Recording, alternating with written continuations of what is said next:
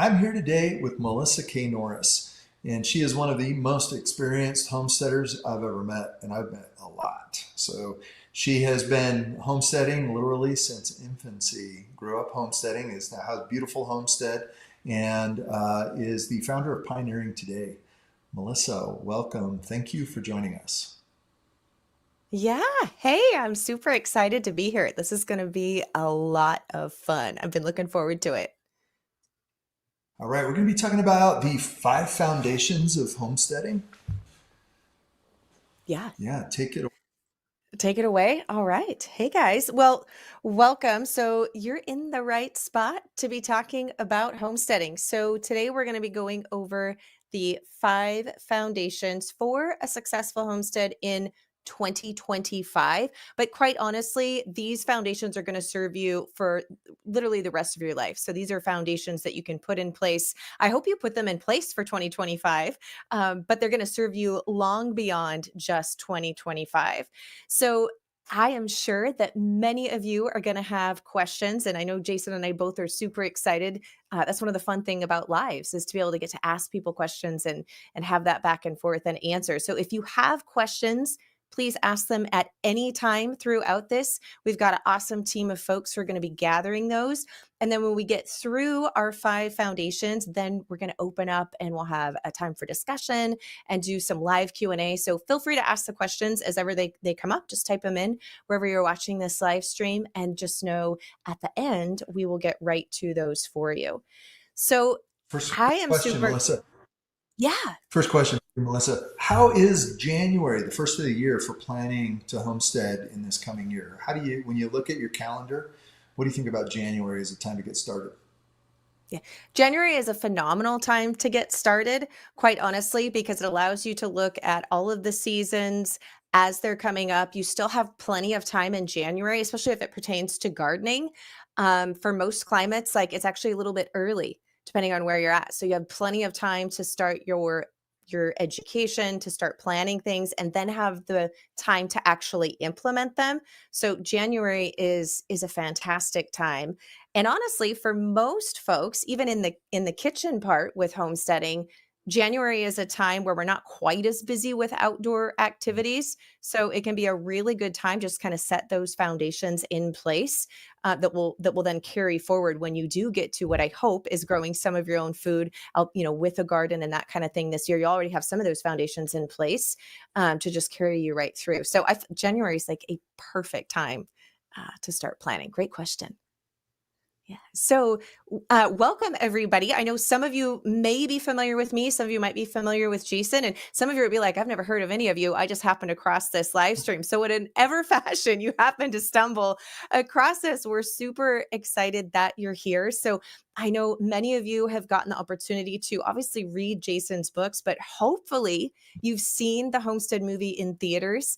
That was a wonderful experience. I got to see it in the theater. It was super fun. And if you're not familiar with me, pleased to meet you. As Jason said, my name is Melissa K. Norris. You may have seen my website, Melissa K. Norris, or the Pioneering Today podcast or our YouTube channel. I've been homesteading for over 25 years as a married woman, my husband and I, with our two kiddos.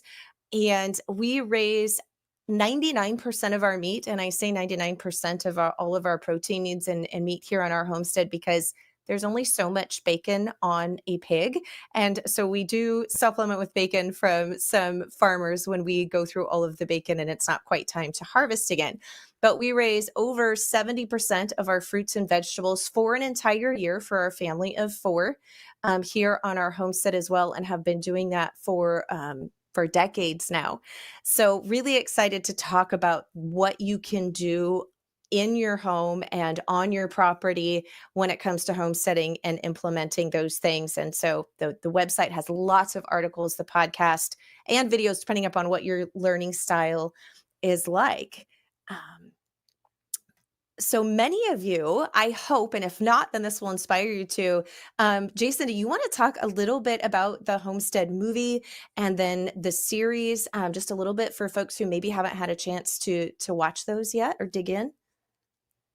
Yeah, so Homestead grew out of the Black Autumn series that 28-year Green Beret Jeff Kirkham and I co-wrote published first in 2018. It's a 10 novel series that Angel invited us to produce into a movie, a television show, and a live unscripted show about homesteading.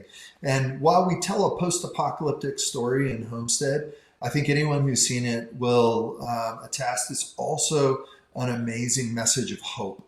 And the hope is sort of rooted in homesteading itself. If it doesn't require a collapse or an apocalypse or the power grid to go down for us to learn that homesteading is truly a miraculous way to raise a family and to bring up kids. So we had the benefit of, I'm a homesteader as well. I haven't been doing it for as long as Melissa, but well over 12 years. And we found it's just this wonderful way to bring up a family. Why wait until the world goes sideways to invite your kids to get their hands in the dirt and start raising chickens and selling eggs? And it is one heck of a way to live. And we wanted to communicate that through a gripping post-apocalyptic thriller. So we hope you've enjoyed the movie and the television show, and of course, live unscripted. Yeah. And I have to say, I was really excited when I got to watch the movie as well. Um, because of the hope element. Like, I don't want to do any spoilers for any of you who haven't watched it yet, so I'm going to try to be really careful. But the hope and community message that was really shared and came through as a longtime homesteader, that is such an important message, especially to the longevity of truly being able to homestead and making it something that you're thriving in. So that was really fun. So I'm really excited for lots of things, and I can't wait to see the series and the rest of the series as it comes out. I think it opens the door to a lot of conversation, needed conversation for people to have. So, and I think the series is going to really help that conversation to continue to take place. And hopefully those who are already homesteading, it will give them an opportunity to share with people who maybe are now, after they see this, maybe it will get them thinking about, oh, what are some things that I could do right now, which is what we're going to be sharing with you guys here today. So super exciting stuff. Thank you. All right. I am very curious if any of you guys identify with this, and that is, it might have, if you haven't watched Homestead, you may have already be feeling this, but then after watching it, it might have heightened that for you. If you are concerned about the state of our food, kind of our modern agriculture, a lot of the processed foods that we see in our grocery stores these days, our medical system, modern medical system here in the United States, as well as the infrastructure. So supply chains. And, I think over the past 4 years, for most Americans, I think our eyes have kind of been opened a bit to how fragile it is and how there's some things that definitely need to be fixed within these systems. But for many people, you aren't sure how to go about replacing your dependency on them. Like what else is there, or what can I do? And in a way that's very tangible and something that I can take action to today without having to necessarily buy, 100 acres or completely go off grid. But what are things that I can implement right now where I'm at? And start to take those first steps. So if that's you, wherever you're watching this live stream, we'd love to see that in the chat. So let us know if that sounds like you and that's something that you're like, yes, like this is how I'm feeling, and I need to know these tips. If you want your family to have resources and not be dependent on the stores, but you don't want to waste your time or money. I know for most of us, myself included, time is a precious commodity as well as money. And it's something that we want to be good stewards of. And so as we devote our time and or our money, and sometimes it's both of those things, we want to make sure that we're doing it in a way that is going to benefit our families, that's going to serve us today as well as tomorrow. And that we just can have as much assurance as possible as you can in this world that this is actually going to work and prove to be of benefit. So if that's you, and maybe that's been holding you back from like homesteading, you've thought, gosh, I don't live maybe on a bunch of acreage, or I don't have a lot of money or even necessarily a lot of time to devote this. And so maybe it's held you from getting started. So let us know in the chat as well, if that's something that has been of concern for you. And then there is so much to do in life, especially even with homesteading, but with all of the things, you might worry that you don't have the time or energy to actually learn how to do everything. And you want to make the most of 2025, and you just don't know where to start. So if that's you, again, let us know in the chat. And the good news is we're going to be breaking down these 5 foundations for you. And we've got an assessment that's going to help you know where you should start. So we're going to talk about the fundamentals of a well-rounded homestead. Again, so you know those crucial areas that you need to focus on for your family, because your homestead and your journey within homesteading all should be tailored to you and your family and where you're at right now, as well as the picture and the path of where you want to go. So there may be things that look very similar, which is why we've highlighted the fundamentals that we're going to go through today on every homestead. But the actual homestead and the actual journey, and the criterias that you prioritize, those should be done completely to your family and not just copycatting someone else's homestead. So we're also going to be giving assessment levels. So when we get to those screens, there will be a replay of today's live stream. But as we get to those screens where the questions are up for your assessment, please feel free to, if you've got your phone out, you might be on your device, take a screenshot, or if you're watching this on desktop or laptop, take your phone and just take a photo of those screens so that you can come back to them. Okay. Because it's something that you're going to want to put a little bit of thought into most likely as you go through those. So you might not be able to quite answer them in depth as we go through just today. So make sure you grab those and we'll make sure they're highlighted for you. All right. And then we'll be going through at the very end, we're going to walk you through how to create that customized plan with those actionable steps. Because I know Jason and I know the Homestead movie, if you saw previews of that, as it looked a little bit apocalyptic. However, if you watch it, you'll realize that it is not meant to be from a place of fear. And neither Jason and I are advocates for that we want to give you actionable steps and things that you can do so that you can operate from that place of hope, make wise decisions, but not have fear being your primary motivator. Okay. Definitely. So, yeah. So our first foundation we have is shelter. And Jason, do you want to just give a little bit brief? So this is a clip from the movie. Do you want to give just a little bit brief of what the little video we're seeing here is? Yes, this is the tent village, kind of in the middle of the homestead, where the folks who showed up without a place to stay are in wall tents. If you ever stayed in a wall tent, it can be done during the winter. It's probably not going to be your first choice. But here we're seeing folks who showed up without a better option and staying in canvas tents. Yeah. So for the shelter aspect, for most of us have some type of shelter, right? Most of us have a house or an apartment, or the primary thing of shelter right now for most folks is something that we have. So, but that is really going to be one of our primary things is then looking at our shelter. For most people, as I said, it's going to be your home. And we're going to kind of walk through some of these things. And so looking at some of these things and being like, okay, do I have this in place? And if not, then what are some of these ideas, some things that I can work on this year in order to get that in place? So we all know no matter what, and that may look like in this type of scenario that the book and the movie shows, right? It was people traveling to somewhere, the house wasn't large enough for all of them, and so they created a community of tents. And so looking at your shelter, and we're going to walk kind of through these, but looking at that through the lens, if we had a prolonged power outage, if your home is powered by electricity or propane or whatever different things that you've got powering your home, kind of like, okay, what would I do in an emergency situation if that was cut off? And not necessarily for the apocalyptic part, quite honestly, but usually it's Mother Nature is where we see a lot of these things come into play. So I know where we live, we experience a lot of windstorms. I live in the Pacific Northwest up in the mountains, so mudslides or something that happen here, and they'll take out our power, and our power goes out usually at least once a quarter, if not once a month. But we always experience power outages, and the maximum one that I have went through personally was for 2 weeks. We didn't have power. So thinking about your home and how it operates if you didn't have power and ways that you could, increase your resilience there. So one, of course, is going to be heat. So how could you heat your home if you didn't have electricity or if the grid went down, that type of a thing? So we use a wood stove because I do live in a northern environment. Heat is actually really important for us for about nine to 10 months out of the year. Our summer is quite short here.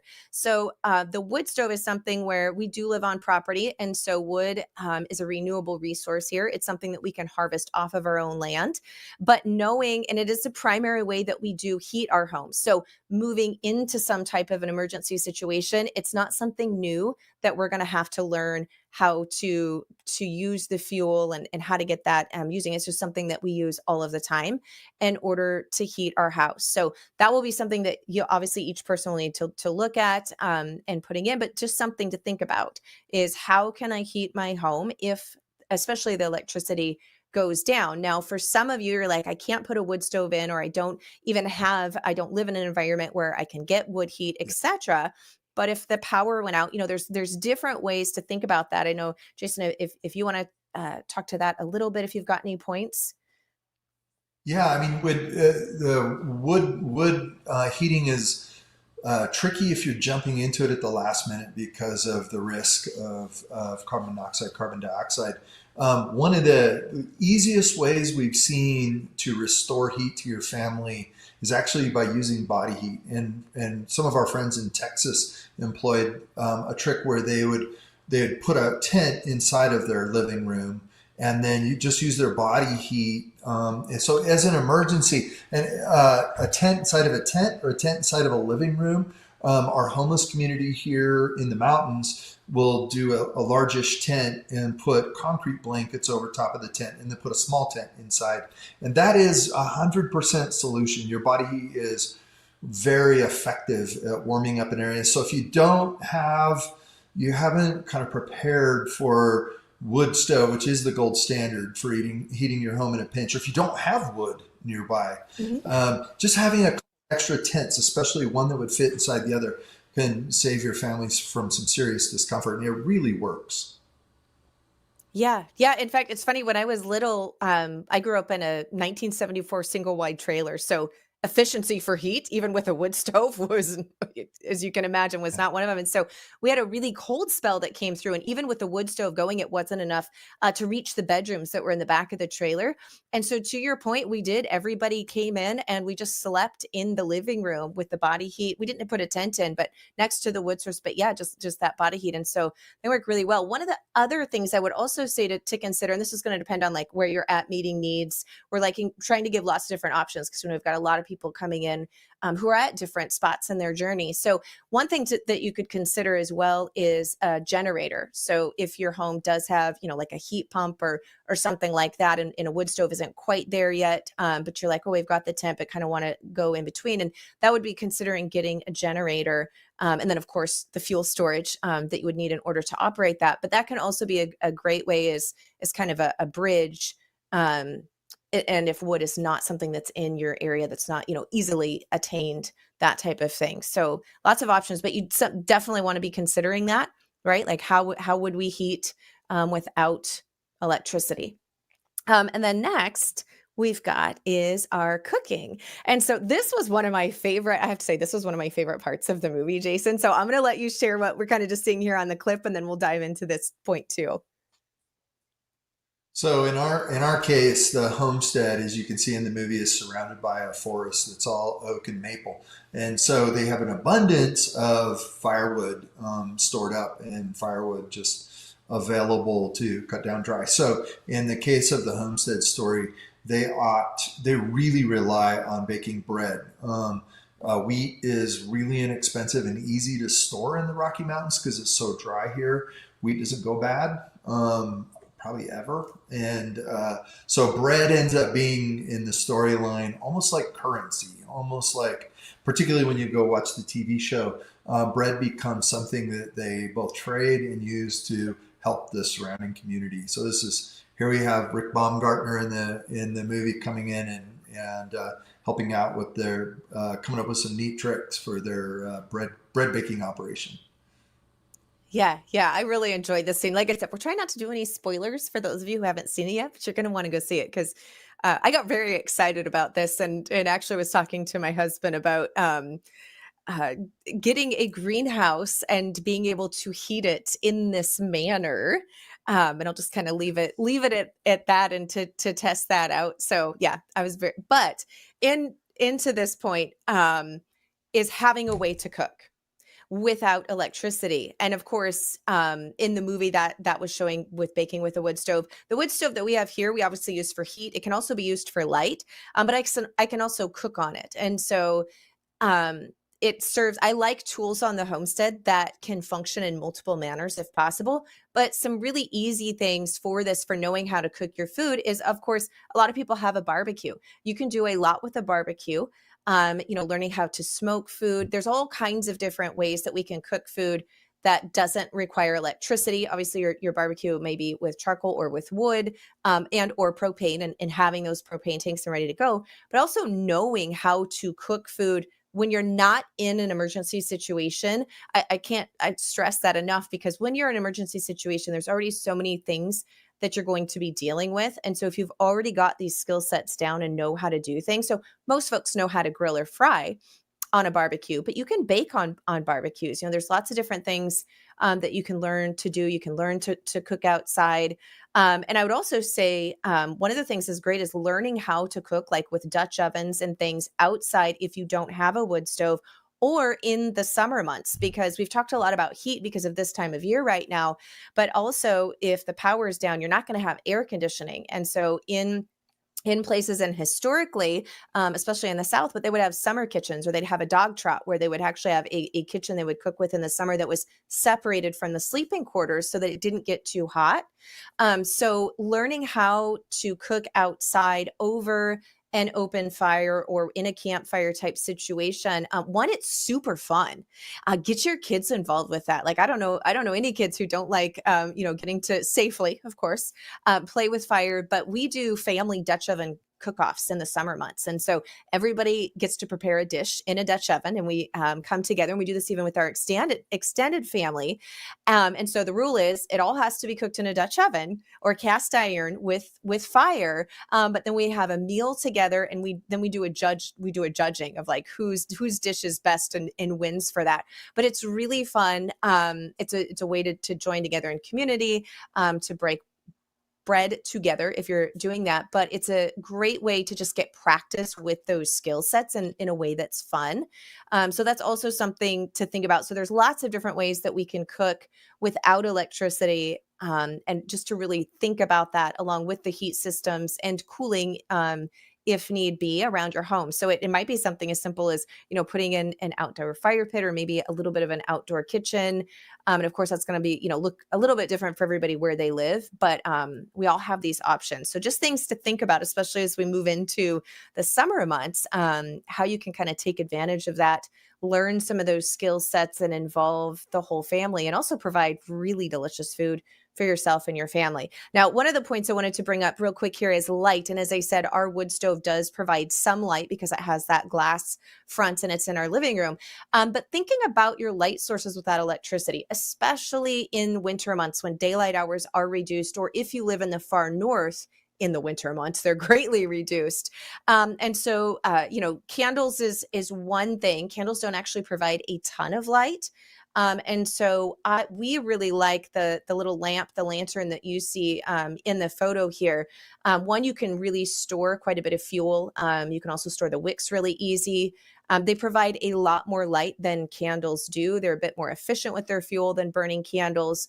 So these can be a really great thing. Of course, with any light source like this, where it's an open flame, even though it's, in the glass, is making sure that you've got places where it's up in an emergency. We don't want to deal with, anything getting knocked over and then being flammable and setting anything on fire. So get kind of familiar with using them. But I love these when there's, and it just helps to conserve fuel for our generator at night. If I don't need the generator to run anything really important, then we can turn that off, and then we'll still have some light sources. So just some things to think about. Like the headlamps work great. The little battery operated headlamps. We use those even in the winter months just to go out and feed the livestock and stuff. But do you have any points, Jason, you want to put in on just kind of some of that, those types of things to think about? My little boys and I spent maybe a month this last summer off and on in a wall tent up in the mountains, living off solar as our light and power source. And I was amazed at how much solar, if I connected it to a Lion Energy battery bank, they make these several levels of battery bank. And if we connected a couple of small solar panels to a Lion Energy battery bank, it was incredible. We could run my dad's CPAP machine. We could run a refrigerator, an ice maker, music, cafe lights. I mean, we were living large out there in the middle of the highest mountains with relatively little solar. And solar panels and the lithium ion or the lithium ion batteries have become so affordable now that a solar generator, you can get a solar generator now for under $1,000, and the panels are just so inexpensive. So and then you don't have to worry about emissions from, say, a generator, because generator emissions are a little tricky because you want them close to where you're using your light, but you don't want a bunch of exhaust in your living space. So if you can, yeah, we're at the cutover point where it's actually probably quite a bit cheaper just to move to solar, unless you're living in a place that's super cloudy. Yeah, we use solar for actually for our livestock, our poultry, for our perimeter netting, just to keep the predators off of them. And it works really good, except for about the month of January. And that's just because we're so gloomy here and the daylight hours are so truncated. So sometimes I'll still have to bring them up and give them an electric. They're dual, so I can actually charge the battery with electricity if there's not enough solar. So if you are in a northern environment, we can use those pretty successfully almost year round, even in the gloomy Pacific Northwest. And so they're great for smaller. So lots of great ideas for kind of depending on where you're at and your budget and what your needs are here. So for our assessment, okay, so this might be, if you want to take a picture or screenshot. So this is just an assessment to do of your property and where you're at. And so how many days could you heat your home if the electricity was off with the existing setup that you've got right now? How many days could you cook if the electricity was off? And then if the power were out for an extended period of time, how long would you be able to cook, heat, and light your environment? And so these answers are probably going to be different for everybody, but they're definitely things that you want to take into account, because we always want to know where we are right now. And then, because if you don't have the data of where you are right now, right, then it's really hard to plan a path forward. You need to know where you're at and then the goal moving forward. And so this gives you a great starting point of knowing, okay, here's where I'm at. This is what we could do. And some of you might be answering, for those of you who've been homesteading for a little bit of time or have been thinking about this and implementing these things, you might be like, you know what, we actually could go for quite a while. Like this area, this foundation, we've got down. And so that's phenomenal to know, because then that will help direct your path to know where's the next area that we actually need to focus on now. So grab this screenshot real quick here. So I know we've got a lot of points to go through. There's so much to cover. So grab this so you can come back to this assessment and do this later, because some of you may are like, I'm not actually sure, like I kind of need to go and calculate out some things. So grab this, and then we're going to move on to our next foundation. So foundation number 2. We're going to be talking about food and water, and we're going to be talking about it first in the context of humans, but then we'll also touch a little bit for those of you who want to have livestock, do have livestock, or planning on livestock. We'll incorporate that a little bit, but the majority of our focus will be on food and water for our humans. So this clip, Jason, do you want to share a little bit about what we're seeing here in this clip? Give some context. So we're not in the Pacific Northwest here in the homestead. So we get 24 inches of water a year, which is roughly a third of what Melissa gets up where she's at. So we have to be very, very clever about water. And you can see in these pictures, we're using what are called thirsty earth cotta cups to grow potatoes, which is thirsty earth cotta cups use about 1% as much water as drip irrigation uses, which drip irrigation uses about 1% as much water as sprinklers. So we're really, really careful about every single drop of water here. So you need to take a look at not only where you're going to get your water from, because if the power goes out, you can't count on municipal water, but also how to get a little bit of water pressure behind it so you can continue to garden and to provide water for your livestock. Yeah. And this was really fun because I don't want to give spoiler alerts. I kind of almost did. So you'll see this come into action if you watch the movie. hard time not spoiling things. I get so excited. I'm horrible at gift giving. I just want to tell everybody what it is before they get it because I get excited. But you'll understand the significance of why we picked that clip when you actually watch the movie in the Homestead movie itself. I don't know. I haven't actually got to see the series yet. Does that come up later down the road in the series, or is that kind of just in the movie? Okay. It's both. Yeah. Okay, awesome. All right. Well, we're going to move on in still within our food and water. So, want to talk about, we're going to kind of go through some food and water, and as you're building up your pantry, which I hope you are, and some food storage, we're going to kind of go through some of the different categories and things that you would want to keep on hand. Now, we do have a pantry prep ebook. So for those of you who are watching this live stream, if you didn't get registered on the registration page, because I know you guys are coming in all different ways, if you want to, we're giving anybody who's watching the live stream, we're going to give them that pantry prep ebook for free. So you can email us info@melissaknorris.com if you didn't see that, or if you would like to get access to that, and it's just a free gift to you guys. So info@melissaknorris.com. Shoot us an email if you're interested in that, and just put in the subject line pantry ebook, and we'll make sure and get you access to that. But with our food and water, we're going to start with some of our dry goods, because dry goods are you're already purchasing them as a dry good, and so it's just making sure you've got them in a storage area that is obviously no water. We don't want our dry goods in with moisture, and is protected for those types of things. So you want to think about having your grains.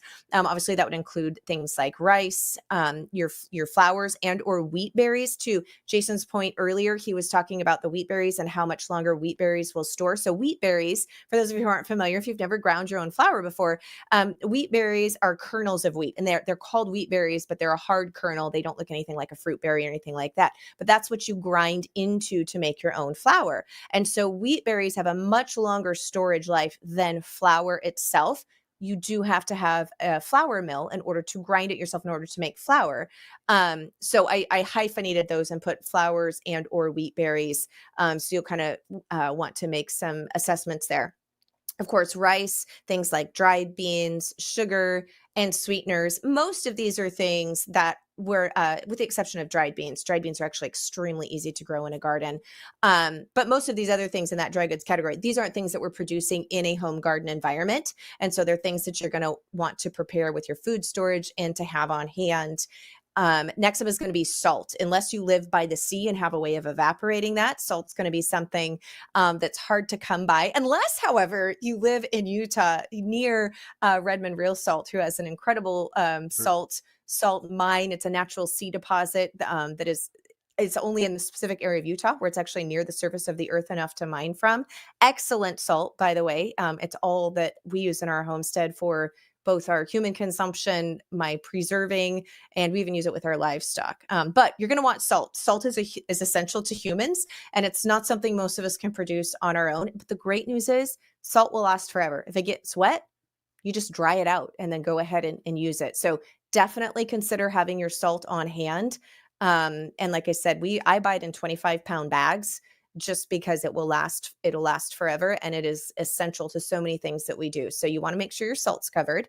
And then fats. So things, if you don't have a dairy animal, which most people don't, you want to make sure that you've got, butter, lard, tallow, ghee, coconut oil, olive oil, whatever your fat of choice is. But without animal production, depending on where you live, like olive trees aren't going to grow where I live, nor coconuts. So fat source can actually be something that's a little bit harder to produce and to find, to go foraging for, or to produce on a homestead without some type of livestock. So making sure that you have got fats is going to be really important in your food storage, but obviously in our everyday cooking too. And I want to say, I create my food storage. We eat from our food storage and what we put up year round. And so my goal is that I'm investing in things that serve my family right now, as well as down and into the future, so that if something happens, I know how much food we've got on hand, how long that will take us, and I know how to replenish it, which are all things that you can learn. And this is just your starting point if you're like, whew. But my goal is for the things that you're stocking, that you are using them now again, in an emergency situation, it doesn't want to be all new. If you have wheat berries and you've never ground flour before, and you've never baked or cooked with fresh ground flour, because it is different. It's not a direct sub from flour you're used to buying already milled from you from the grocery store.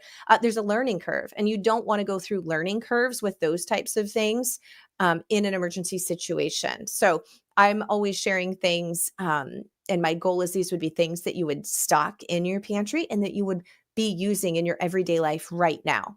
So up next, and that is going to be culinary herbs and spices. Now, there's a lot of herbs that a lot of us can grow in our gardens or even forage for. Spice is a little bit different. That's why historically you look back and there was a spice trade, right? For like things like cinnamon and some of those different spices aren't going to possibly grow in your environment. Some will, depending on where you're at in the U.S. But so think about that. Think about things that I can't grow here. But a lot of your herbs and spices, not only do those help to give some flavor to some of these things like dried beans and rice, right? It can be a really good way to introduce flavor to them, but they can also be used medicinally. So they serve culinary purposes as well as medicinal purposes and giving variety to your food storage. So on these specific food items we have here, do you have anything that you want to add to that, Jason? No, just because appetite fatigue is real. So if you're preparing for a long term issue, just remember you will really suffer without spices and salts and fats. And the fats are a little trickier to because they don't necessarily, they're not as shelf stable as some of the options, but they're definitely worth investing in because getting tired of the food you're eating really makes it difficult to even just want to survive. Yeah. Yeah, very true. Okay, up next, so we're still under our food and water. And from this clip, it might be a little bit hard to tell where he's at and the significance of that. So do you want to share a little bit about this one, Jason? That's Jeff Erickson. In He's our special forces guy, and he's just here starting to see that there might be more to surviving as a community than just being great with a gun. Yeah, that was a fun part that I loved seeing develop as in the movie and as it went on, and that I'm sure will be also be coming up in the series too, which I need to get in and watch those episodes. So one of the things that you want to be considering beyond what we just went through on your food and water is going to be, of course, your vegetables, your fruits, and your proteins. And so the wonderful news is your vegetables, fruits, and your protein, most of these items to some degree, of course, it's going to depend a little bit on acreage and space there. But with the fruits and vegetables, you can be producing some of those wherever you live right now, even if you're using balcony or container gardening, etc. Especially for fruits and a lot of your culinary herbs, excuse me, your vegetables. Fruits can be a little bit harder, but you can actually grow some fruits in containers as well. And so those are something that everybody can begin producing a small amount for their family, as well as protein. So for your protein source, thinking about, of course, a lot of people, chickens, right? Chickens are going to produce daily protein in their eggs and or ducks. Also meat and or dairy. And there's lots of options for that. Now, you might be like, I'm not in a place where I'm looking to actually produce my own things of protein. But as you look at your food storage, this is definitely going to be some of the things that you want to make sure that you have in your food storage, you have in your pantry, and you obviously that you know how to cook those items, which most people know how to cook vegetables, fruits, and protein. So that shouldn't be too much of a stretch or even really a new skill necessarily. But with those, we are going to be talking about preservation methods. Food preservation is something that is a wonderful homestead skill, something I recommend. Everybody can do some type of food preservation, no matter where you're at right now. And even if you're not producing these items yourself, but maybe, and we're going to talk about that, diversifying where you get your food from. So cold storage, which is a deep freezer. So if you've got the ability to have a deep freezer, or if you just have a fridge freezer combo, taking advantage of the deep freezer is one option. Root cellar techniques are probably my favorite. So in the picture that you see here, you see me holding up that braid of garlic. So we raise all of our own garlic dry it, which is called curing, and then braid it. And that just hangs in our pantry. And that's using root cellar techniques without actually having a root cellar or a basement or even in a garage. We don't have any of those items. And you can use root cellar techniques very successfully for a number of different vegetables. Garlic, onions, and winter squash are the top three that do phenomenally well in those types of environments. And then we have got immersion and fermenting. So that is going to be fermenting is very traditional way of preserving food, where you're creating a brine and you're using lacto fermentation to preserve that food, and it increases the health benefits with probiotics, pre-digestion, like so many things. So fermenting is an amazing way. The pickles there that you see, kind of like the little vial on the top of the jar there, those are fermented old-fashioned salt brine pickles. And so fermenting, there's many, many ways that you can do fermentation. Many cultures around the world still use it, and it's a historical way of preserving our food that's also very easy to do. You don't have to have a ton of equipment in order to do it. Of course, dehydrating, another really traditional historical way of preserving food, is a great way to preserve food. It's lightweight. It doesn't take up a lot of space. You can dehydrate some things without a dehydrator, or you can purchase a dehydrator that'll give you a little bit greater flexibility on things that you can dehydrate, and they're fairly inexpensive. Then we come canning. Canning is one of my love languages. I love canning. So there's both water bath and or steam canning, as well as pressure canning.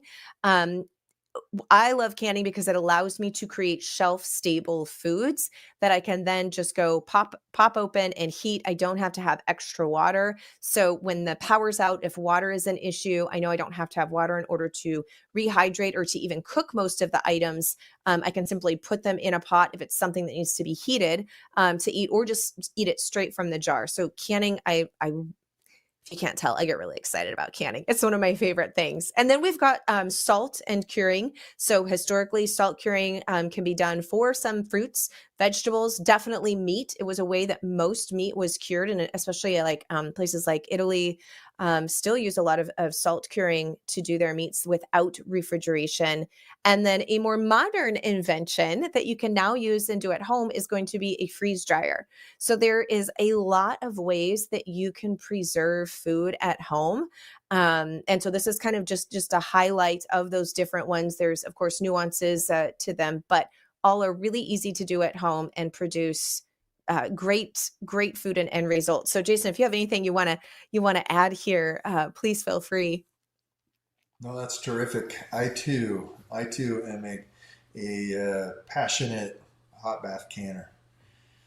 So much fun. Yeah, it is. It really is fun. And there's just something about I've actually had this conversation before. When you have a food storage put up and you have, food that you've canned specifically, there is something about that. I don't know if it's like ancestral DNA. I don't know. But when you look at it, it's like a work of art, but it brings such peace and relaxation. And I think it's because, like, you just know instinctively, I have got food available for my family. Like, it's beyond just like, oh, look what I did. Like, there's almost something primal about it in a really cool way. And I may have just went way into geekland, but that's okay.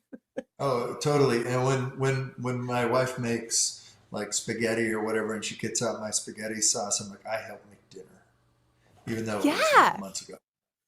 Right. Yeah. No, it's this. I get so excited for people to experience homesteading because I'm like, you Yeah. don't experience that from store bought. Like, it does bring this different level of like pride and satisfaction and just like good food. Like, if you're a foodie and you like to eat, oh my goodness, like the flavors and everything that you get from growing it yourself and preserving it, like you can't get it from a store. Like, that might be motivation alone there. So, okay, sorry. I will stop geeking on our food preservation because we have a lot more things to cover, but it is one of my favorites. So this one, if you haven't seen Homestead movie, Jason's going to share a little bit about what this clip is, and then we're going to dive into some ways that you can avoid this situation. Well, we've kind of all seen this during COVID. We at least saw it on the news, and a lot of us in person, where the moment something goes down, the stores become difficult. If at all possible, this situation you want to avoid. Either get out ahead of it or be able to produce your own food. Yeah. So I kind of made you'll see here, like obviously a little list. And so one of your reducing your supply chain dependency. And of course, that's going to be for some things you. So that could be garden, hunting, foraging, maybe all three together. Next option is going to be as local as possible. So maybe that's a neighbor who's growing something or producing something you're not. You can barter or purchase for them. Might be local farmers, local you pick farms, that type of thing. And then next up we're going would be regional. And so, for example, where we live, we have a feed mill. Like this is actually for our livestock. But an hour away from this, they actually bring in, and I can go and buy, and they mill it all there. It's all done fresh, and I can get all of our livestock food needs from them, which is really nice. And during COVID, that was sometimes the only way I could get certain things, was they were able to get it in. And then independence. So looking at things, for example, like Azure Standard. I already talked about Redmond Real Salt there in Utah, and are a favorite company and resource of mine. But those are independent, where they're mining it, and then it's going directly to you. And then last is you can still use chain. So obviously things like Costco's and Fred Meyer's, wherever it is you live, that would be common chains in your area. And so you can use those for seasonal bulk buys. You can use them for all the time stuff too, but especially for seasonal bulk buys, those can be a way, if you don't have any of the aforementioned for an item, still take advantage of that. But a way to reduce that dependency is a seasonal bulk buy. So when a food is in season, buy it in bulk, and then use some of those preservation methods to put it up. Because one, you'll be then putting food up for when it's not in season and it's more expensive. But secondly, you're creating that food in your own food storage from that at a good buy. So for most people, it's still a combination of these, but we're going to go through the assessment here that will give you some ideas that will help you walk through on how to move to more of those, in case everything you're doing is from a chain right now. So some of the things that you'll want to think about with our assessments is, how many days could you feed your family from the food that you have in your home right now? So if you have a closet or a pantry larder, or just maybe it's your fridge and your cupboards in your kitchen, whatever it is, how many days could you actually feed your family from the food that's in your house right now? Now, second part of this is, if the power were out for an extended time period, would that food still be good? So freezes and fridges, this is where we're looking at them, because if you don't have a generator in order to power those when the power is out, that food is not going to last. It's going to go bad. So how long would it stay good? And do you have the resources? Do you know how to preserve that food? So if power went down for a long period of time, you're like, oh, not a problem. I'd be able to jump in, take that food and preserve it with what we couldn't eat before it went bad. And then, do you know how to prepare meals and or cook with the food in your food storage? I know a lot of times people will buy kind of like survival food, and they'll put that up, but they've never cooked it. And so they don't actually know how to make meals from it their family would enjoy, or might realize, oh, like I'm actually missing a piece that I would need in order to make this into things. So this kind of a first level of assessment with your food. Do you have any other things that you would add in there, Jason, on the assessment part here? Now, just to emphasize, like everything to do with preparedness, if you haven't tried it, if you haven't tested it out and proven you can do it reliably, every single time I've done that, I've learned, there was something I was missing. Yeah. Yeah. So if you've got stuff in food storage, that's great. Just make sure you know how to prepare it and use it. Okay. Then the second part of this, and this is where I was in that supply chain dependency, reducing that. One is, this is really fun, and we still do this. And how many items on your plate did you grow, hunt, or forage yourself?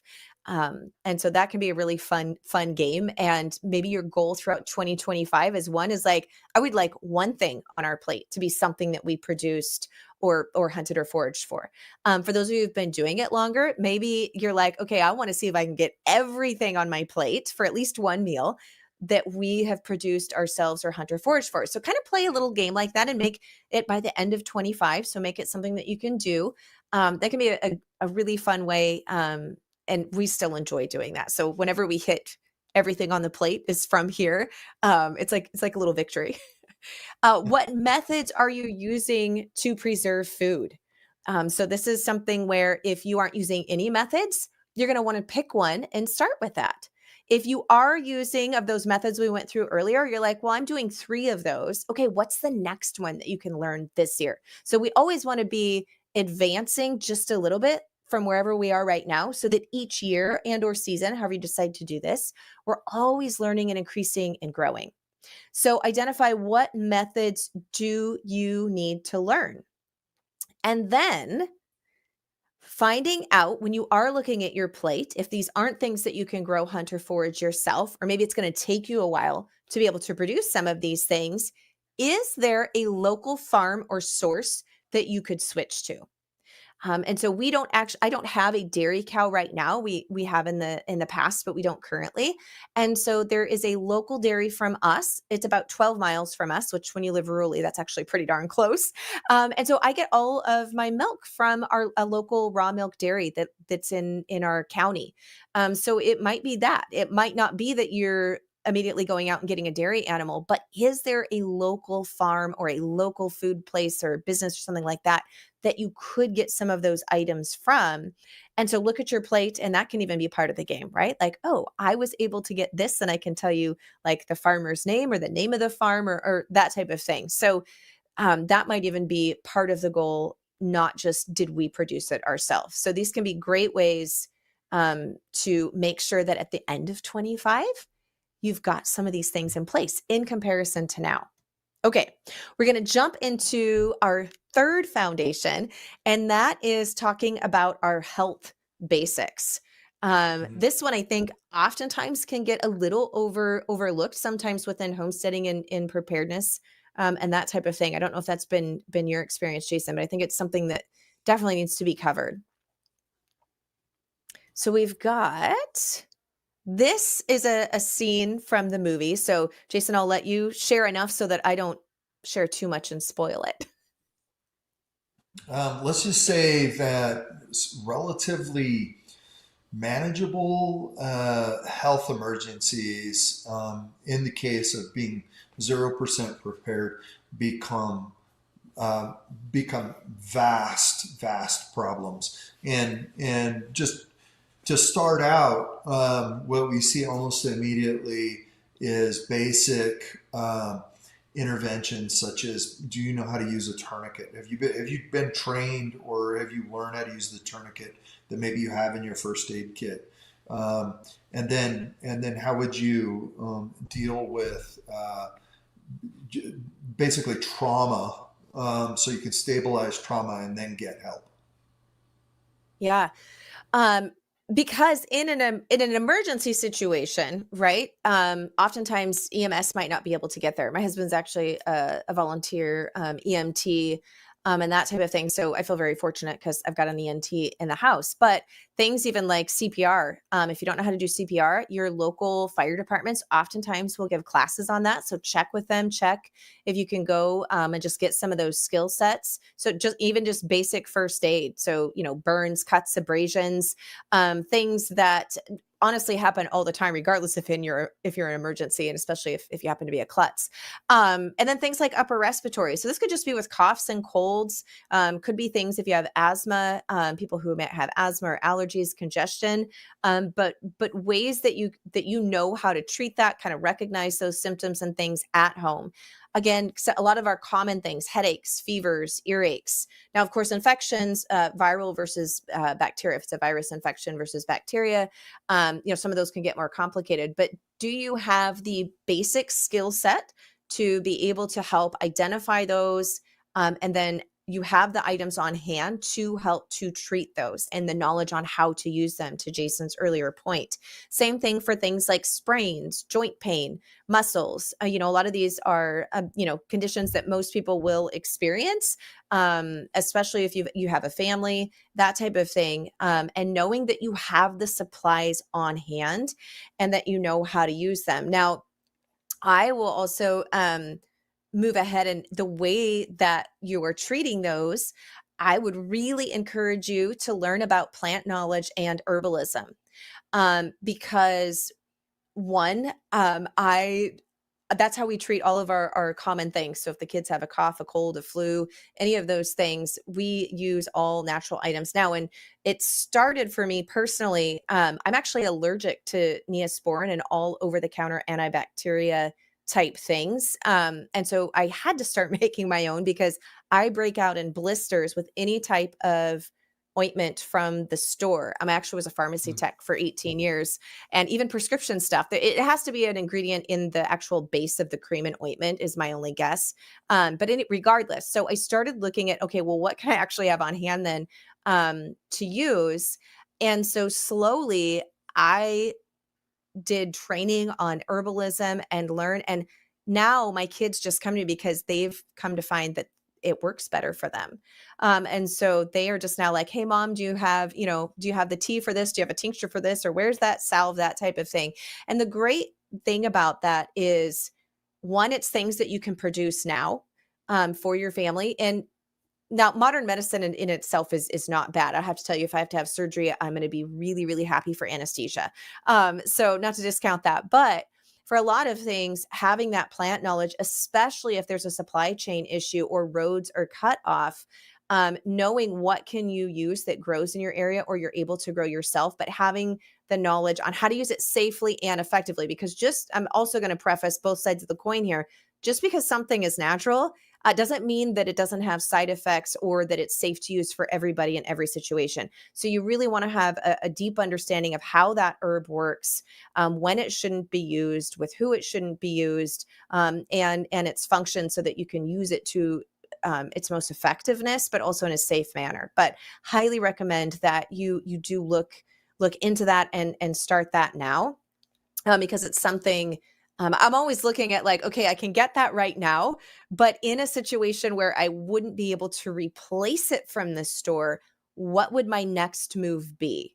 And so you'll kind of see that as we kind of almost do like a little bit like good, best, and better, and helping identify through those. So our Foundation 3 on Health assessment is here. So one of the things also to consider is your overall health. So do you have chronic conditions, or maybe you're going through something that's acute right now, meaning it's something like you're like, oh, like I just sprained my ankle. So that's not necessarily something that's chronic. I hope you're not spraining your ankle chronically anyways. It's acute, but really taking a look at your health conditions, and saying, okay, is there things that I could maybe do to just improve my overall health now? Because in an emergency situation, you want to, and really in life in general, I want to be functioning at the highest ability that I can right now with my health. It's only going to serve me in an emergency situation that much more, but I want to be living my everyday life from a place of thriving. And so I've done some gut healing, and we don't have time to get into that whole story here, but there's quite a few things that you can do. So I would encourage you, if you deal especially with something that's chronic, is to start to look for ways to try to support your body in its healing journey with what that might be. Again, asking yourself, if I couldn't get to the store and or pharmacy, do I have what's needed to care for my family, at least from a first aid place? And then do you actually know basic first aid so you can put those supplies to use? Now, up next on our Foundation 3 assessment, how many items in your medicine cabinet are herbs? And it might be 0 right now, and that's totally fine. So maybe you're like, okay, I'm going to set out and look at what herbs I could use to help with a cough, or whatever maybe is something that your family tends to come down with, or tends to afflict you guys in a kind of a common, maybe seasonal type area. Next is, how many items in your medicine cabinet are you able to source yourself from your land and or foraging? And again, this may be 0 for you right now on both of these, but I hope by the end of 2025 that you can at least answer 1 to both of these questions, if not more of those. Okay, we're going to scooch along here to Foundation 4. I hope you all are good to keep going with us. There's a lot to cover here. But Foundation 4 is financial security. So Jason, do you want to share a little bit about what people are seeing on the screen here in the video clip? we're seeing Ian Ross, who's kind of the founder designer of the Homestead.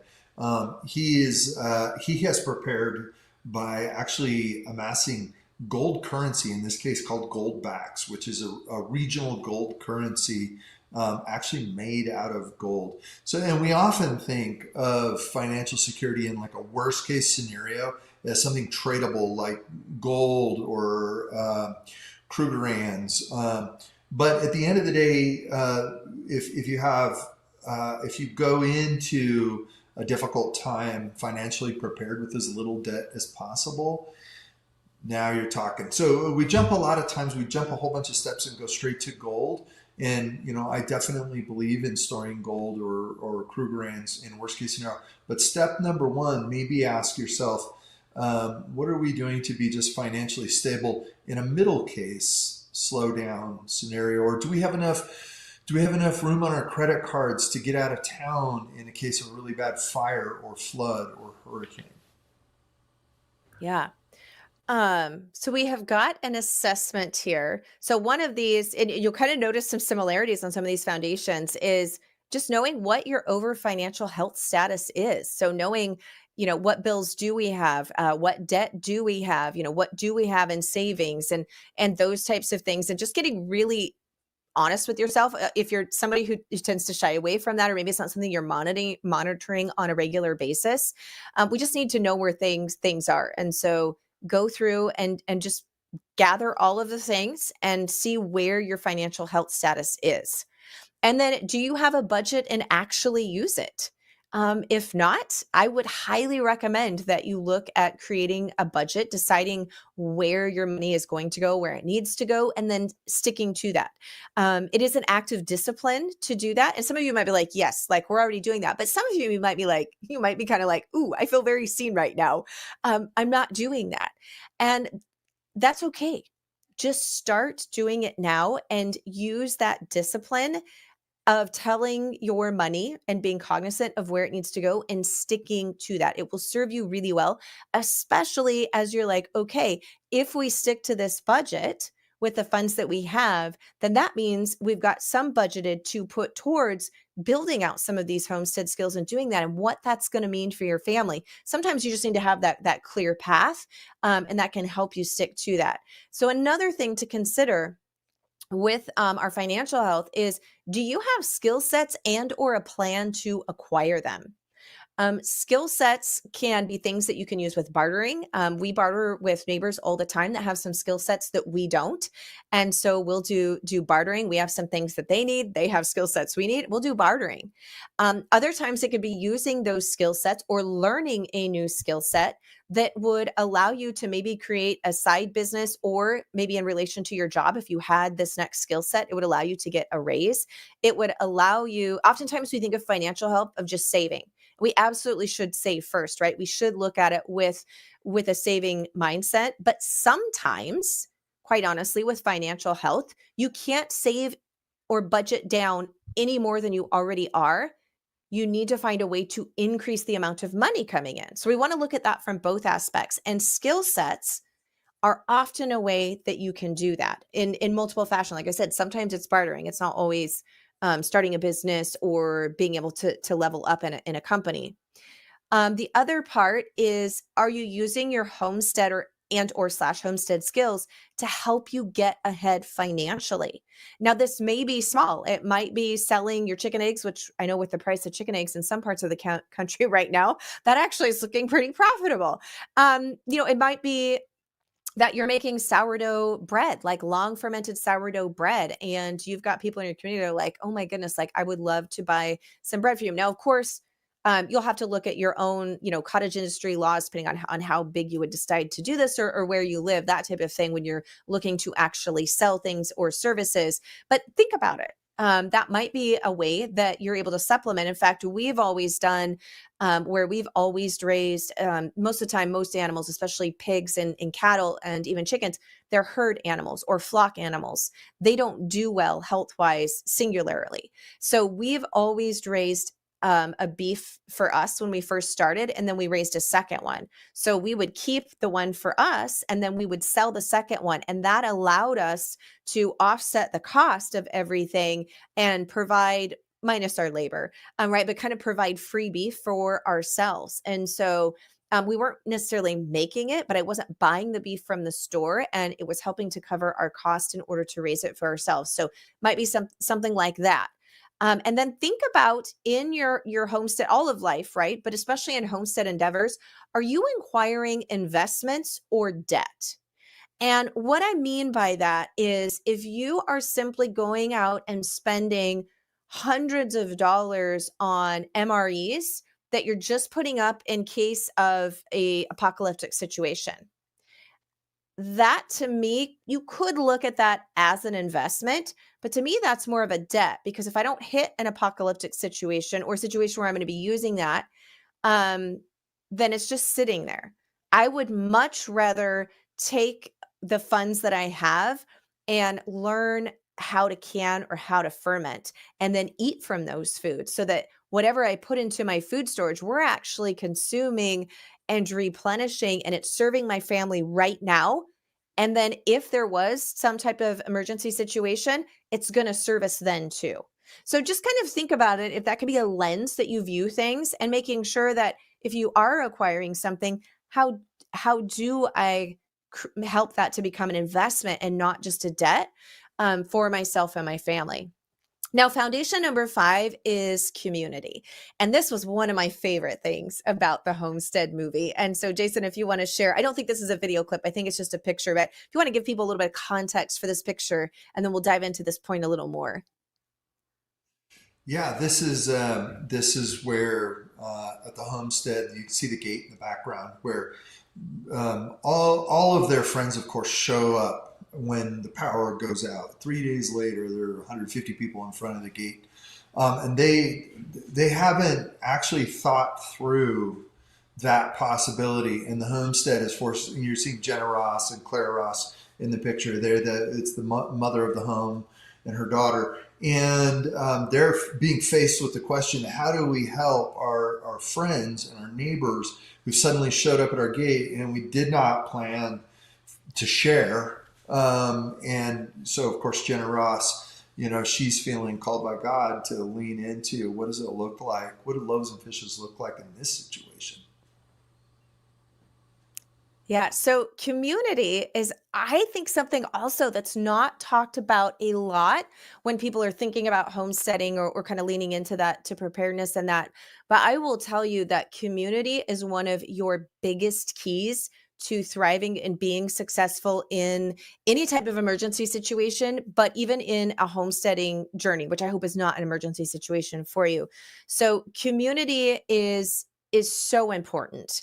A lot of times you'll hear talked about, self-sufficiency, and that type of thing in reference to homesteading, or maybe in preparedness, kind of however you identify whichever of those two words.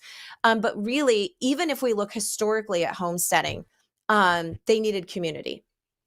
And they would come together for barn raisings, and they would come together for threshing parties and for butchering harvest parties, and different things like that. And so community was actually key even back then. It was really never, for anyways, long-term successful, a solo, completely island unto yourself.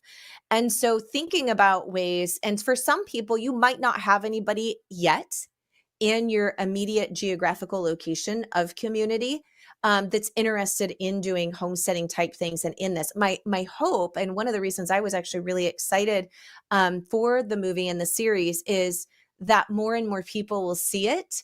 And because it's this, it's a fictionalized story and well done production, that they'll go and see it in the movie theaters or on the Angel app, and it will get them to be thinking about it. And they're gonna be like, oh, maybe my, cousin Joe, or my neighbor Kim, who's been doing this, like, maybe they're not as silly as I thought. Or maybe it'll just open up a new line of communication, some thought processes, and create conversation. Because the more people that we have talking about homesteading, the more people will become aware of it as a possibility, and hopefully start implementing some of the things. But even for those of you who have been doing this for a while, community is so key because I'm gonna be real honest, and I'm sure, Jason, with your experience, homesteading can be hard. I don't ever want to paint a picture that it's just super easy and it's always awesome and amazing because that would be a lie. There is awesome and amazing things about it, 100%, and I firmly believe it's worth it, or I wouldn't still continue to do it myself. But there are times when it's hard. Like, I'll just be real. And those have been the times when I have people in my community, both my geographic community, but also online community, digital, which is obviously that's how we're hanging out right here. That I have called them just sobbing. I'll be honest, like, um, and then vice versa. But when those things happen, like, you need those people to, one, just to console you and to be like, I get it, sis, but then also help you to, wash the tears off your face and be like, come on, like, and help get you going again, and just to be that support system. So I feel like of all the foundations, community is so important and often underlooked. So there's ways, so we're going to do a quick assessment on this and then also help you guys walk through. And then we're going to open up for Q&A. I know we've went a little bit over, but I didn't feel like there was anything here on these points that we could skimp on and really should dive into. So community, both finding an online and digital community first, is a really great support system. And then finding people in your area. And that might be you mentoring somebody, or if you can find someone to mentor you, might be the way that happens. So one of the things or that we've or if, yeah, sorry, Melissa, if you can rally no, go. around Yeah. preparedness. Like the whole time we've been sitting here, my neighbors have been blowing up my phone with text invitations. So, hey, let's get together and talk about fire safety because we're up against the mountainside here in the Rocky Mountains, and we're all thinking about what can happen after the disasters we've seen this last year. That is an opportunity. And this is really how my neighborhood, we have a really, really strong preparedness community in my neighborhood. And we've been doing this for about 10 years together. We really came together originally around fire safety because we all agree. It doesn't matter where your politics are or where you think this world is headed. Just about everyone in the United States is subject to some natural disasters that we should be ready for. And we can always talk about that, ready for that. And then those conversations just naturally proceed into where are you getting your water and do you have a wheat grinder? And that has been naturally the easiest way to emerge into a conversation for us and build a community of preparedness.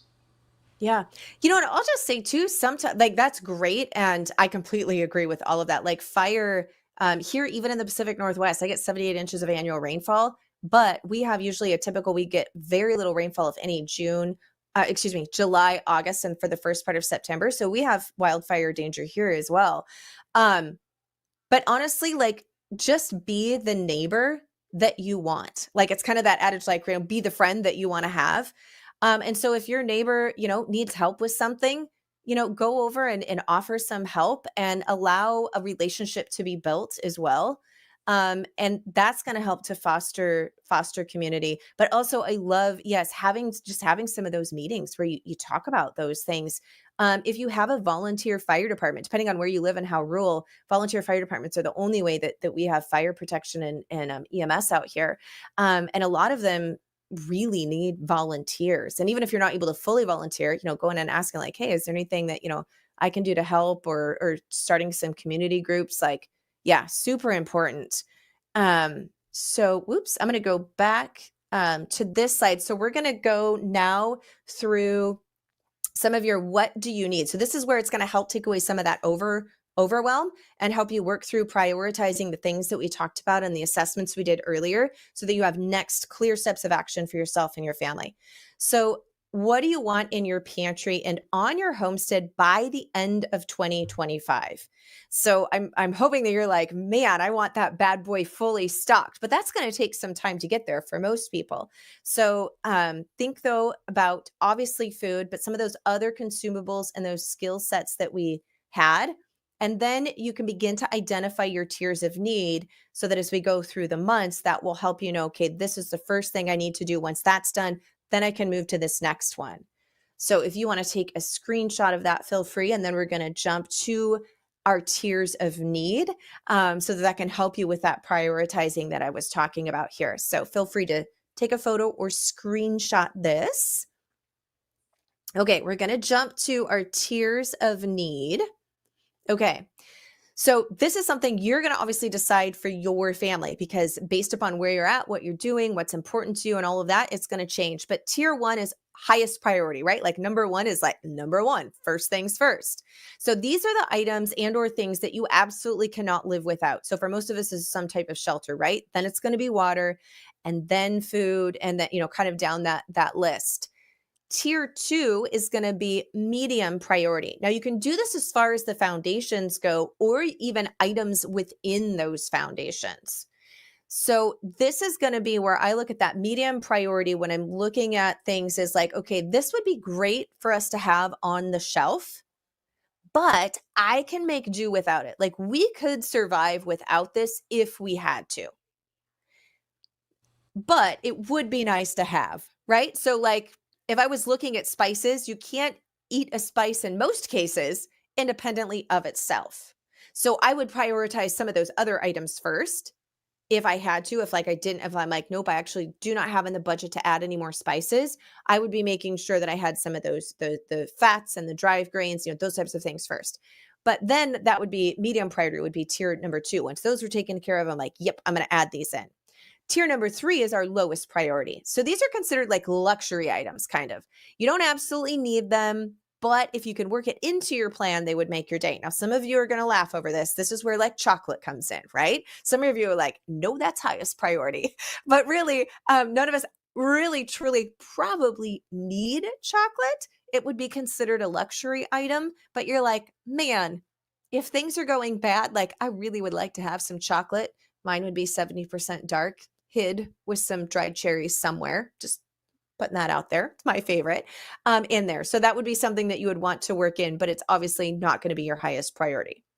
So as we go through our prioritizing here, is taking into account of what you want to have, what you already have, and then determining what you actually need. So this old fashioned, get out a pen and paper, make a list that way. If you want to use like the note function on your phone, whatever it is, but just make a list and take some time to go through it. Off of that list, identify what you could grow or raise and or what you need to purchase. And it most likely will be a combination. Most people can't grow or raise every single thing themselves on their list, and be realistic in this, and then decide what you need to purchase.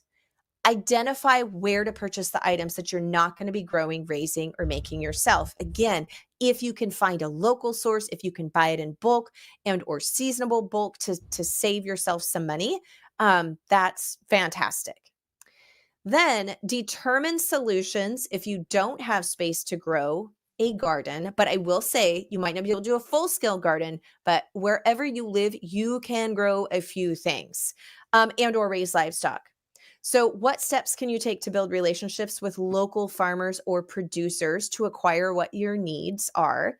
And what are your options to get stocked up? So these are just questions to ask yourself to help you work through these. Again, we will have this on replay, or you can take screenshots here of these things. But this is going to help you come up for your plan based upon what you and your family need for this next coming year and your action steps.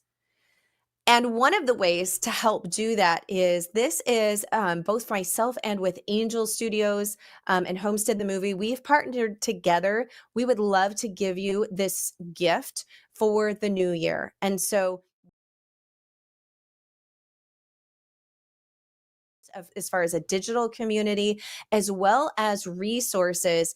And so Angel has been super generous. And for everybody who's watching this live or watches it later on the replay, you get 30 days free, unlimited access to the Pioneering Today Academy Plus. So you can go to melissaknorris.com/movie. And so you get access to everything inside the Pioneering Today Academy right now, starting as soon as you sign up. So we have got courses that walk you through everything when it comes to gardening. So backyard gardening, we've got backyard fruit orchard, permaculture, growing berry plants, in container gardening. Then we've got our whole food preserving. So what you'll see here, it's video with written charts, things that you can print out, worksheets, everything for you. We have a dehydrating course, fermenting, freeze drying, root cellaring, other methods such as salt curing and infusing extracts, how to properly freeze and package your foods so that they stay good. And then we've got a full canning course, all on pressure canning and water bath canning. So we've got courses on herbal medicine, like you name it, and there's going to be a full course in there for you. So you can jump in where you're at right now, and take that path and have all of this for you. One of the other things is we've got our online community. So that is right now over 1,500 members who are homesteading, where you can go and get that support. And if you're looking for mentorship, we do live sessions every single month. We have a live session where I walk and mentor you through gardening. And then we have one where we come on and it's anything about homesteading that you want. So you've got those live mentor sessions so that you don't get stuck, and everything. So it is really an incredible asset for you. I hope that you take advantage of it, especially if you're like, oh man, we also have some community coupons and resources where if you're like, I don't know where to find some of this stuff, where is the best deal, or that type of thing. And even local resources within the community, people share local deals. Really, it is an incredible thing. So if you go to melissaknorris.com/movie, your first 30 days are totally free. I highly encourage you to take advantage of it. It is going to help you get to your goals and make 2025 be the homestead of your dreams. So Fantastic. what you'll come away with is effective and natural remedies for cold and flu season. Is that everybody happens with cold and flu season, right? So I really want you to be equipped for things that you're going to be dealing with in everyday life, no matter what. Full pantry shelves with home food preservation, and we use safe and easy recipes. I don't want to put anything up on the shelf that I have to worry about botulism, because in an emergency situation, I don't want to have to try to get to a hospital that might have the antidote. So we're making sure that it's updated information. Stocked bath and body shelf, so natural body care items you've made yourself, and easy source of fresh produce and super greens, no matter where you live or the climate. We've got things you can do right now in your kitchen, no matter where you're at, that don't include grow lights, for doing microgreens and sprouts, and no grocery store prices. Plus, we have full fresh ground flour, regular baking, and sourdough. So you can have nutritious and delicious baked goods without the stress. So we've got a summary here of everything we went over, and then we're going to get to the Q&A part. So we've done our foundations here, 1, 2, 3, 4, and 5, that really cover all of the pillars, the foundations that you need for a homestead as life in general. We've got the 30 days free of the Pioneering Today Academy. We also have the episodes 1 through 5 of Homestead Family Survival, and that's streaming at Angel. And then there's brand partners. So some of the things that Jason was talking about that were in the Homestead movie. So the watering pots and a lot of some of those different solar items. The brand partners have provided deals on supplies at homesteadgear.com. And this, Jason, if you've got information on this, is how to help the Californians going with the horrible LA wildfires right now. And so you can find out how to do that at homestead.tv/California. Yeah, we're absolutely praying for our folks in California. Wow, it's touched our production crew with Homestead and tens of thousands of Californians. It's just wow, and I don't think we're not looking at a future where disasters are going to back off. So anything we can do, as we say, for the Homestead movie, to prepare to share. And we can start right here, homestead.tv/California. All right. Okay. Well, I think we've probably got some questions. I know, Jason, we ended up going a little bit longer. You get to stay on and do some Q&A with me? Sounds so easy. It sounds so easy, Melissa. It's just a piece of cake, right? No, Yeah. and the truth about homesteading is you don't. It's one bite at a time, and every bite is so fun. And even though it sounds like you're adding to your life, the truth is Homesteading has simplified my family's life and saved us a ton of money, not just on making our own food, but by spending quality time as a family doing simple things that cost nothing.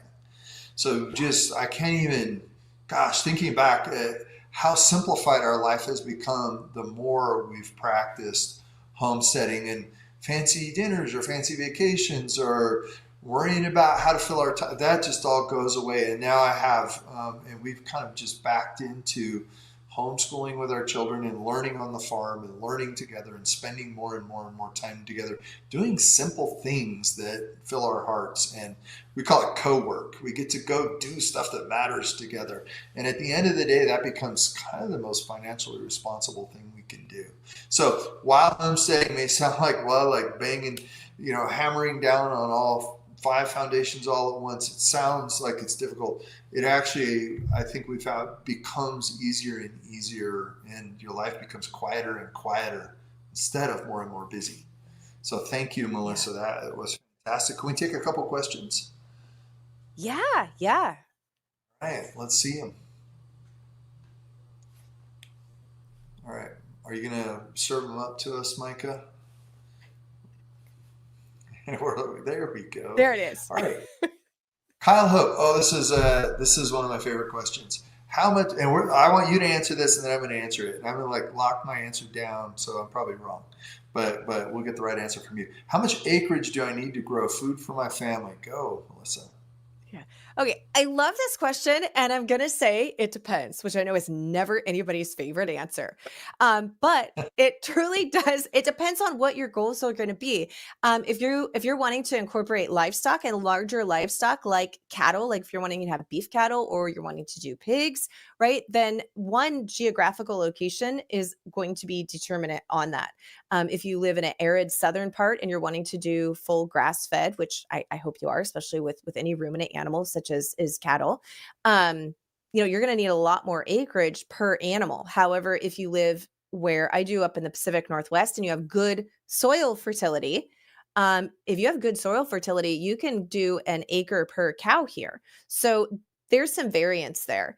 But when it comes to like fruit and vegetable production, so even though we have acreage because we do have a herd of grass-fed cattle, we run 29 head of cows and then sell beef to our local community. I do not ship, but if you live in my area, then we provide beef just in our local area for our community. However, for my family of four, producing 70% of our fruits and vegetables for the entire year, meaning I don't buy those items from the grocery store, it's in a half acre of our yard that all of my fruit and vegetable production happens. So you can grow a lot using permaculture techniques, using multi-season planting, and those types of things when it just fruits and vegetables and herbs alone. So it depends, but start with where you're at right now. Like it may not be the exact size that you hope to be on. Wherever you're at right now, just start and learn to maximize that area. And then as opportunities open up and you're able to expand or move, then you'll already have those skill sets under your belt. So, okay, Jason, what's yours? All right. I'm a big fan. We've talked about this before. I'm a big fan of permaculture. And permaculture is kind of messy, intensive, super easy gardening because you kind of plant once and your bushes and trees and vines grow forever. So when people ask me that, I say, how big's your yard? Because that's probably all you can do in the next 3 years. Permaculture, 1 acre of permaculture, heaven help you. That'll eat 5 years of your life to get that like humming. So small is great, especially if you're going to turn over some yard and turn some grass into permaculture. So I think unless you jump into pasture animals, as you pointed out, Melissa, unless you jump into pasture animals, boy, a 1/4 acre is a lot. You can do chickens. You can definitely do rabbits. You maybe need to get a little bigger for goats, but then you can plant the heck out of fruit trees, berry bushes, and there's a ton of other perennial vegetables that you can grow. And the Russians, they do a lot of things wrong. but they do this right. Their whole DACA system's built on sub-quarter acre lots, kind of outside of the cities, and they produce over 60% of their national fruits and vegetables on these little quarter acre lots. And they're packed. They're just packed with flowers and fruits and trees. And that is some of the most effective way to plant. So do not think you need 10 acres. That is the magic number I hear. Yes, if you're going to have cattle or sheep, 10 acres, goats even, that's way too big. So small is fine. Get started with what you have. Yeah, I agree. And I love permaculture. Permaculture is awesome. And get rid of your Okay. lawn. That's the permaculture pastor in me. I like the permaculture pastor. I like that. All right, Maria Johnson says, what's the first thing to do to prepare for disaster? What a great question. All right, what would you say? First thing to do, Melissa, prepare for disaster. Yeah. Honestly, the first thing to do to prepare for disaster is to have a plan ahead of time. Mm. Because if you don't have a plan and disaster hits, like adrenaline is spiked, fight or flight comes in, and you can't think clearly in most cases. And so if you have a plan ahead of time that you can go to and execute, that's going to be your best defense. And obviously, some of that depends on what is the disaster. Is it something where you can shelter in place? Is it going to be something you have to evacuate from? Right? Like there's different disasters, and each one of those is going to have obviously a different plan. That needs to be put in place. So I would say look at your area where you live. What are the most common natural disasters that would happen in your area? So for me, it's wildfire in the summer, it's flood and mudslides in the winter months in most cases, or big windstorms, but we don't get tornadoes or hurricanes here where I live, right? So that's not something I'm prepping for. So know what your environment, what natural or type of disasters could happen, and then create a plan of action for those. And that's really my best advice, at least in a general situation. Yeah, I'm thinking, of course, of fire because the fire is in LA, but also we've had 3 times our home's been threatened by fire in the Rocky Mountains, and we have black and yellow Costco totes with a list taped on top of "Don't forget these things" like medications, your passport. Um, uh, I forget what else, but we have, I think it's 4 totes that we can, and a couple of backpacks that we can pick up, throw in the back of the SUV and drive out because we've had to do that before. And then we have a couple of totes with family keepsakes. So be ready to relocate at a moment's notice. Within 5 minutes, you're out of your house with just the bare minimum of what you'd need. You're not going to need loads and loads of food storage for that. You're not going to need, a water supply system. You may want a water filter. But be ready to have those basics, basically a bug out tote that'll fit in your vehicle and you can drive away and your family will be okay for a while. Yeah. And I'll just add to that on the livestock portion, if you're looking at having to leave and evacuate, just because we do have livestock, is like there's no way that we could trailer all 29 of our cattle or even get them loaded up in a safe amount of time. Like it's sadly, it's just not a reality. And so our plan is you open all the gates because that gives them Wow. at least an opportunity to be able to flee and to get to safety if possible. Now, if we only had like 1 or 2 cows and they were halter trained, that would be a different story. We would know that we would get them in the stock trailer and go. But if you have a herd, it's not an option. So even thinking a little bit about that, like what is the thing that I can do to give them the absolute best chance if we have to leave within like 5 minutes? So it'd be like somebody's grabbing this stuff, somebody's opening the gates, and then and then we've got our route. So think about that. And of course, sheltering in place is going to be really the 5 foundations that we just kind of talked about. Getting those in place. Yeah. Yeah. Great question. Yes. Staying home, I wouldn't, there's very few circumstances where in a collapse I'd be leaving my home. If you Same. shelter in place, definitely the option. Okay, Alan says, we're a large family of 10. All right. Do you have any resources or advice for large families? We have 7 kids, so we're right there with you, Alan. Resources or advice for large families? Yeah, it's a great question. I mean, it really is, you would be doing the same things, but obviously multiplying them for your family size. But when you do have that many children, like involve them. Involve them with your prep and even with gardening. I mean, as Jason shared a little bit, like I grew up on a homestead, and some of my earliest memories, like I was always helping. I remember when I was really little, my mom would go before me and make the hole to put the seeds in the garden because I wouldn't get the depth right or even in proper place. And then I would go behind her and put the seeds in the holes that she had done for me. Now, did that take way more time than her doing it herself? Absolutely. Um, but I was with her and involved in the process. And then the next year, I was old enough to figure out the depth myself, and then eventually, I was helping to plant a lot of the garden and canning and stuff with my mom. So find ways to involve your kids with the work and make it a family affair. Oh, and my power just blipped, but I'm still here. So Yeah, I would definitely agree. Actually, community is the key, and a large family is much, much stronger than a smaller family. It may sound like a smaller family is easier to move around or defend, but a large family is much more. Or a large clan or a whole community neighborhood. Community is power in survival situations. We've seen this over and over again. We've seen it in disasters. We've seen it in history. So, like you said, turn your children into assets. My 9-year-old and 10-year-old are so useful now. They would be the ones turning the goats out. They would be fully capable of rallying the dogs, fully capable of putting together dog food.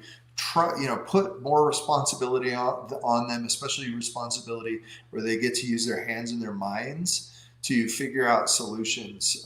So, congrats on having such a large family. That's fantastic. And from what we've seen, yeah, particularly when you have little ones, it seems like a lot, and you may want to have a wagon or, the running carriages to get kids moved around if you really do need to move them. That starts to make a lot of sense. Like a garden wagon is so useful when you're moving kids and their stuff around. But more than that, more than anything, get them as capable as you can as soon as you can. yeah, yeah, great question. Sounds like we have three. It sounds like we have three more questions. How do I grow Nestle's Crunch? Carl, the bigger question for me is how do I grow coffee? Because when you're talking about tier one necessities, I don't know. I don't know how my wife and I would function without coffee. But Nestle's Crunch, chocolate actually stands up pretty well over time, so you can get close. Yeah. Yeah, I'm with you. Coffee is definitely one of my priorities. I haven't figured out how to do roasting my own beans yet, but I definitely do have my coffee beans and a grinder on the ready. Yep. So, yeah. Instant kind of lasts forever. So instant is now you don't switch to instant. You just know that you can get used to instant or chicory. We have wild chicory that grows all around the homestead, and so Yeah. I got to do that this year is dig a bunch of it up and Yeah. actually get it And growing. that'd be awesome. And if you have a freeze dryer, we have that freeze dryer module in the Pioneering State Academy. Mm. You can make your own coffee. I'm in the Pacific Northwest, man. I make my own coffee. But you can freeze dry it. So you can make your homemade lattes and then you can freeze dry them and then you have good quality instant coffee on the There shelf. you go. All right, Yeah. fantastic. But no Okay. help there on Nest. All right, Neil. No. Neil said, you get your water pressure from gravity or backup power? What a great question. Because we think of water as like if we have a stream running through or if we have a pond, um, that we have water. No, you don't. You have Yeah. groundwater. You have surface water, pardon, sitting on top of the surface. How do you get any? You have to get some elevation on that water before it's of any Hmm. use to you. So, and the question is, how would you do that? Do you have backup power, or is there a natural way to get water pressure, particularly into your garden? because you don't drink that much water, but your livestock in your garden is going to need considerable water.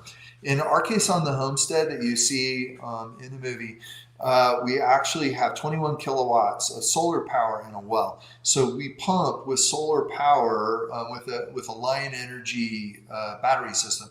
We pump that water up the hill, and it's at 200 feet up on top of the hill. When you see this show, and you see the kid, you'll when you see the TV show, you see the Abe and Claire fishing.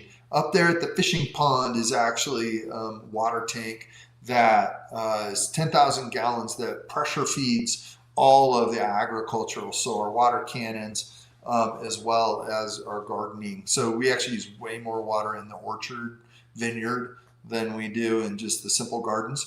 So that's one way to do it. The best way to do it for most people is to do rainwater catchment right off your roof. So if you can catch rainwater high enough, which doesn't have to be very high for like Kata cups or even some drip systems, if you can catch and hold water in IBC tote tanks or other kind of plastic tanks and hold it up there high that you just peeled it off your roof, and then you let that little bit of gravity, you only need like 6 or 7 feet of gravity to fully power a garden system. Then you'd be amazed when you do the math at how much water comes off your roof. It's way more water than you would typically need, even in a dry place like here in the Rocky Mountains or Arizona. In the Pacific Northwest is just like insane amounts of water. You couldn't store it all. Yeah. Yeah, we have for the livestock, we have some sloughs that provide water throughout the rainy season. And then there's the one does go dry usually about August. So for about an 6 to 8 week period, it's dry. So we do have a backup generator that will actually power our well. So it has to have enough running watts, obviously, in order to do that.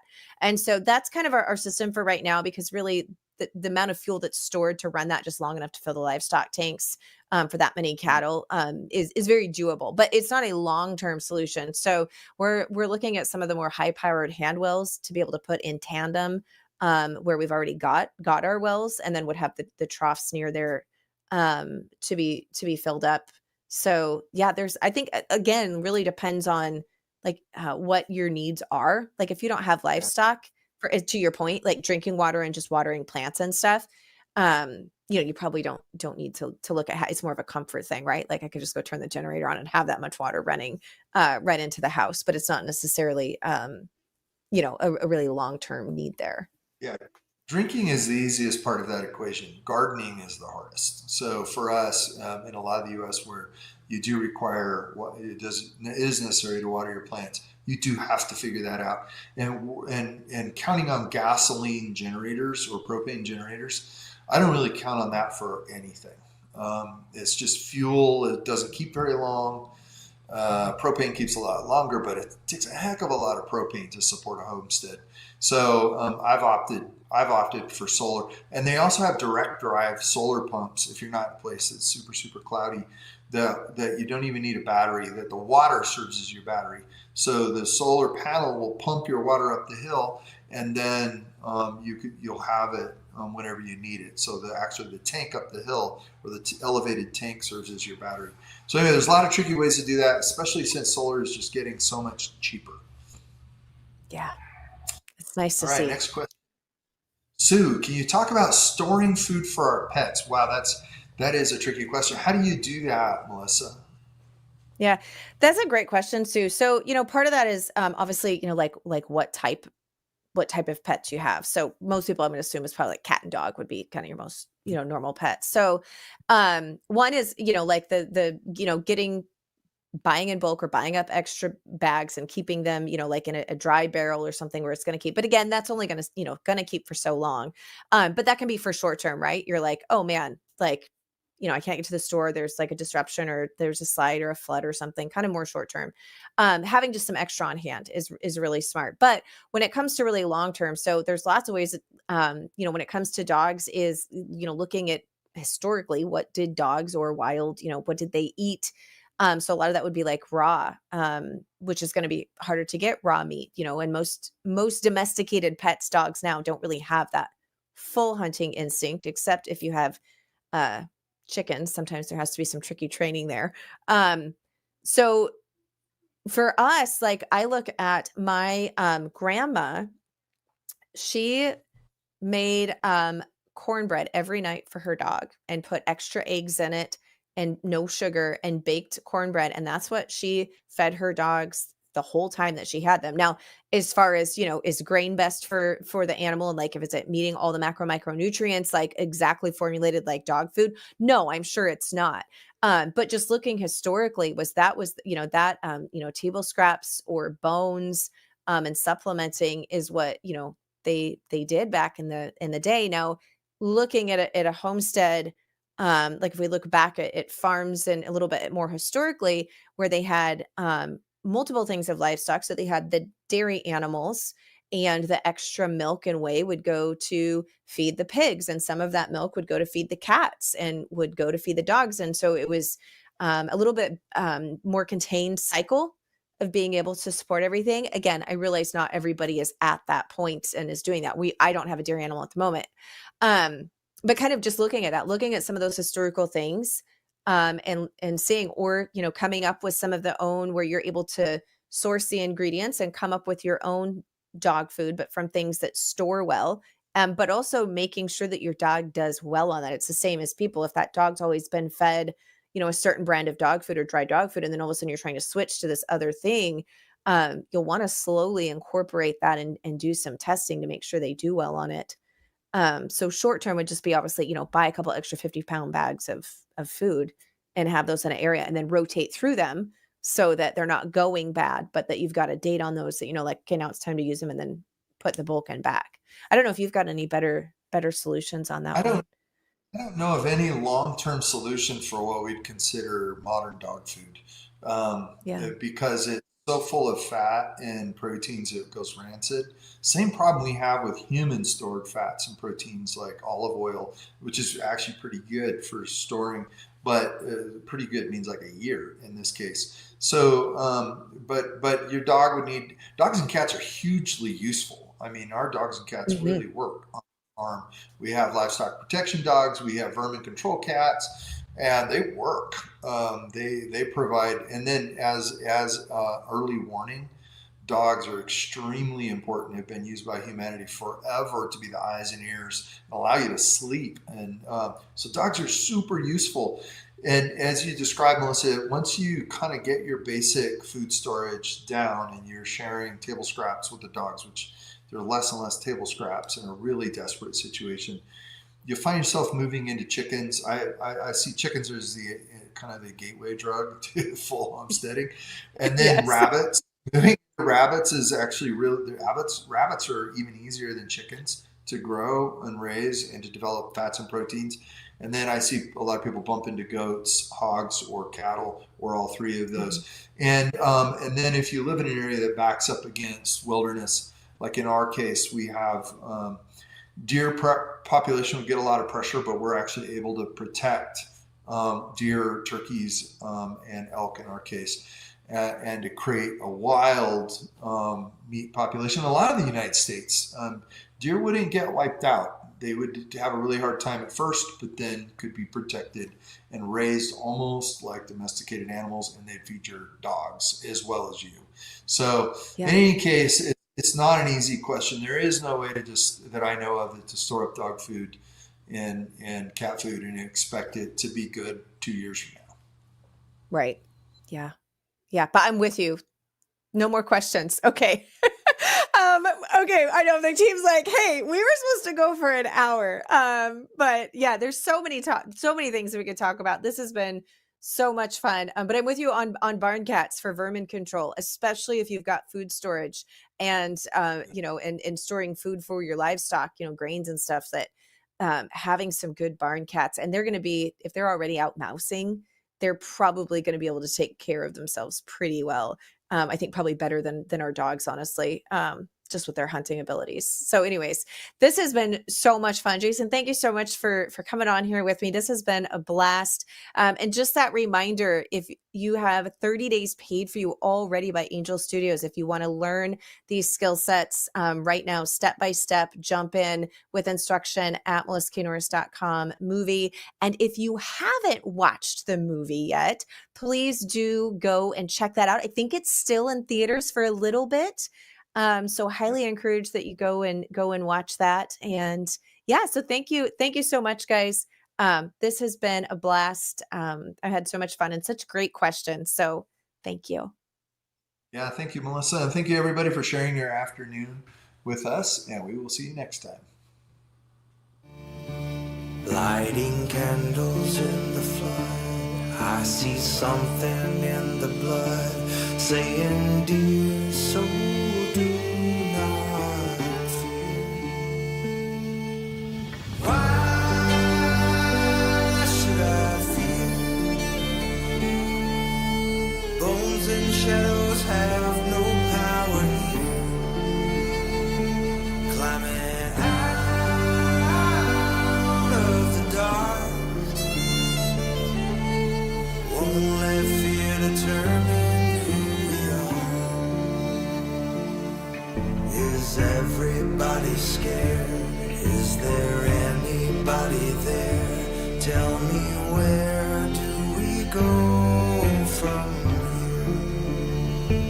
I remember in my sleep, you whisper into me, saying, dear soul, do not fear.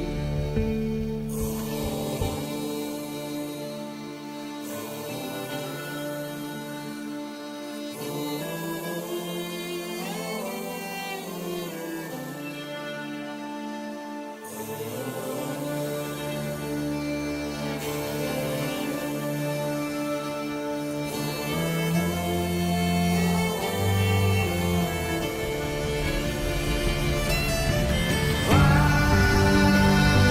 should I fear? Bones and shadows have no power here.